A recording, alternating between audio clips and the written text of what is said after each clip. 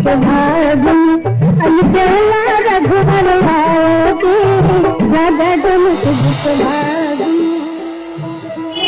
हैं दिल्ली से टिकट मार के, दांत खिले हैं जैसे दाने अनार के, आए दिन बहार के।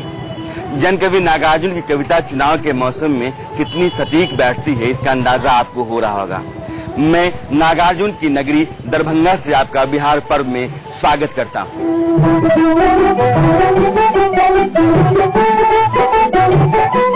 दरभंगा है एक्चुअल वो दरभंग शब्द से बना है। दर्भ का अर्थ होता है कुश, और जिसके अंग अंग में कुश हो। यहाँ की संगीत परंपरा, यहाँ की मिथिला पेंटिंग, यहाँ की सिक्की मोनी, सुजनी, यहाँ का कीर्तनिया नाटक।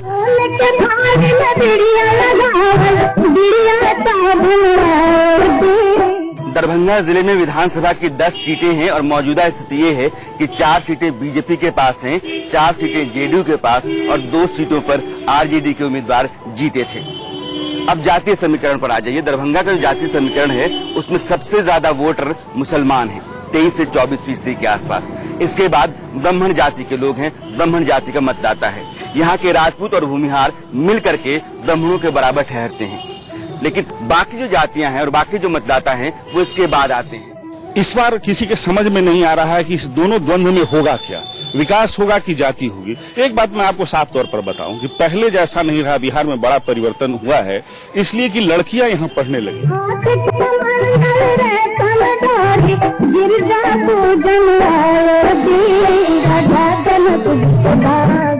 जो शैक्षणिक हब होना चाहिए वो नहीं बन पाया। शिक्षा के रूप में जो एक पहचान बननी चाहिए मिथिला का, वो नहीं बन पाया। हिंदुस्तान में जहाँ कहीं भी जाइएगा, इंजीनियरिंग कॉलेज में, मेडिकल कॉलेज में, पॉलिटेक्निक कॉलेज में, वो बिहार के विद्यार्थी बड़े बड़े रहते हैं, लेकिन यहाँ मूलभूत सुविधाएं नहीं है। प्लेसमेंट और ट्रेनिंग का मुद्दा हम लोग का काफी दिनों से मीडिया में बना रहा, लेकिन वो लोग दबा दिए गए हैं। मेरा क्वेश्चन यही है सांसद महोदय से कि अगर आपने बिहार के लिए कुछ किया तो एमबीए को छात्रों को आज किनारा क्यों कर रहे हैं सर? बिहार के चाहे जिस जिले में मैं गया हूँ, मोटे तौर पर 2 बड़ी शिकायतें मुझे मिली हैं। एक शिक्षा को लेकर के, जो स्कूल में पढ़ाई लिखाई हो रही है बच्चों की, वो बहुत ही घटिया स्तर की है। शिक्षक जो है उम्दा नहीं है, यानी कि काम चलाऊ और किसी ने जुगाड़ के जरिए उनको स्कूल में बिठा दिया गया है, इसलिए जो आपका भविष्य है वो चौपट हो रहा है।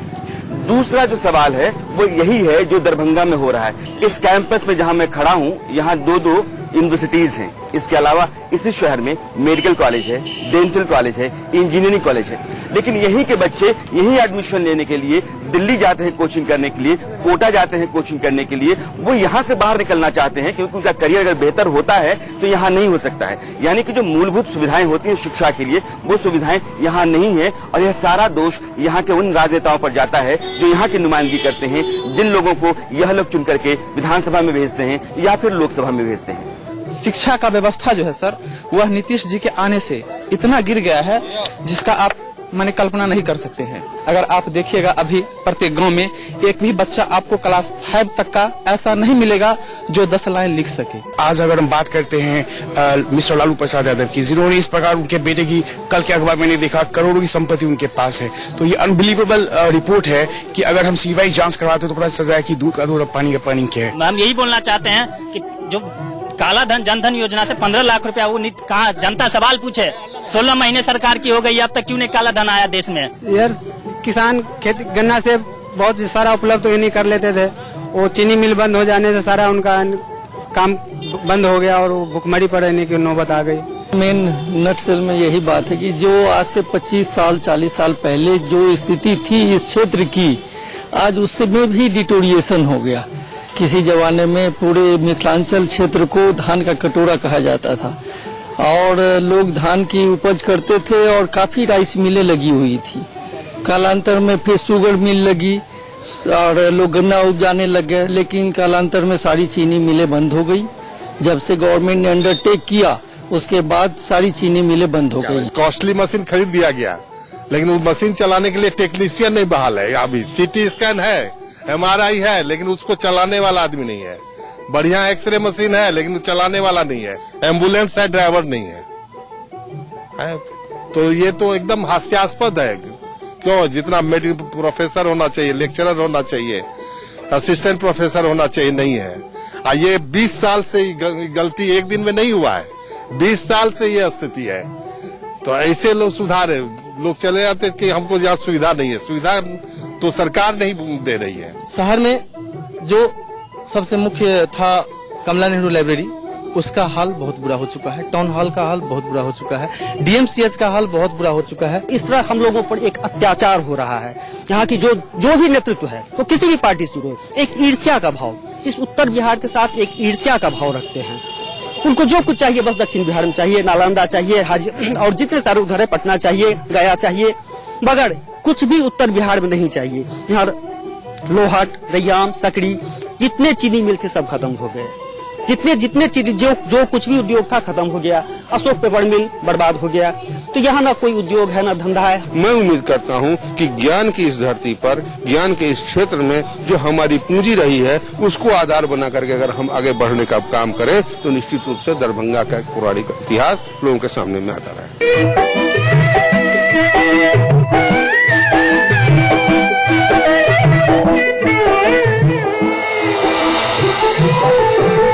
नीतीश जी के कार्यों से हम संतुष्ट हैं। इस इलेक्शन में उन्हीं को सपोर्ट करेंगे। सबसे तो ज्यादा ये हो रहा है कि हम लोग पजल इस वक्त कि हम लोग पार्टी को पहले प्रायोरिटी दें या हम लीडर को प्रायोरिटी दें। क्योंकि अगर हम किसी एक पार्टी की तरफ देखते हैं तो अगर ऊपरी लीडर हमें सही मिलता है तो लोकल लीडर हमें सही नहीं मिल रहा है। और बात यही होती है कि पूछने के लिए अभी आप आ रहे हो, पिछले 5 सालों में भी आप बीच में कभी पूछने के लिए आते नहीं है, या कोई भी लीडर भी जो आते हैं हमारे सामने आते नहीं है। तो ऐसा लगता है कि हमें नोटा का बटन दबाना चाहिए। मैं कहूँगा राजद भी देखे हैं, जदयू भी देखे हैं, एक बार बीजेपी को देखें। नीतीश कुमार ने बिहार का विकास किया। जो पहले स्थिति थी आरजेडी के समय में, उससे पहले स्थिति अच्छी बिहार की हुई, लेकिन उसके बावजूद अभी जो ये महागठबंधन है वो लग रहा है कहीं न कहीं हम लोगों को फिर पीछे ले जाएगा, ऐसा लग रहा है नीतीश जी के द्वारा। तो ये डर सता रहा है। वोट कहाँ जाए? वोट शहर का तो आप मोदी के हक में खड़े हैं जी। नीतीश जी ने जो कार्यकाल किया बिहार के अंदर, बिजली, सड़क, शिक्षा के अंदर, ऐसा विकास कोई भी मुख्यमंत्री नहीं कर सकता। आगे बढ़ता रहेगा बिहार। एक बार फिर नीतीश कुमार। दरभंगा का कोई नतीजा तो नहीं है, लेकिन मोटे तौर पर एक राय आप तैयार कर सकते हैं यहाँ के लोगों के जरिए। यह लगभग 100-125 के आसपास लोग होंगे, 70-80 के आसपास लोग होंगे। मैं सिर्फ 2 ही सवाल करना चाहता हूँ, मोदी या नीतीश, और ये देखना चाहता हूँ कि यह जो सैंपल है, यह सैंपल क्या कहता है। नीतीश। संभवतः मोदी ही। नोटा। मोदी। नीतीश। नीतीश। महागठबंधन। नीतीश। नीतीश लालू। महागठबंधन। नीतीश। नोटा। नीतीश। नरेंद्र मोदी साहब। नीतीश। मेरा नाम गोविंद कुमार खैर है। मैं नरेंद्र मोदी को वोट दूंगा। मोदी। नीतीश। मोदी। नीतीश। नीतीश। मोदी। लालू। मोदी। बीजेपी। मोदी। नीतीश। नीतीश। बीजेपी। नीतीश। नीतीश। मोदी। मोदी। नीतीश लालू। मोदी। गठबंधन। नीतीश लालू। नीतीश लालू। नीतीश लालू। नीतीश लालू। नीतीश। नीतीश कुमार। मोदी सरकार। नीतीश। बीजेपी। नीतीश। महागठबंधन। नीतीश। नीतीश। कुल मिलाकर के कि यहाँ जो लोग हैं, इनके बीच अगर मैं राय आपको बताऊं तो 60% लोग महागठबंधन के हक में खड़े हैं। दरभंगा, प्रॉपर दरभंगा शहर, अगर आज की तारीख में इसी को मैं सैंपल मान लूं और मतदान हो तो यह सीट महागठबंधन के हिस्से में जाती हुई दिख रही है।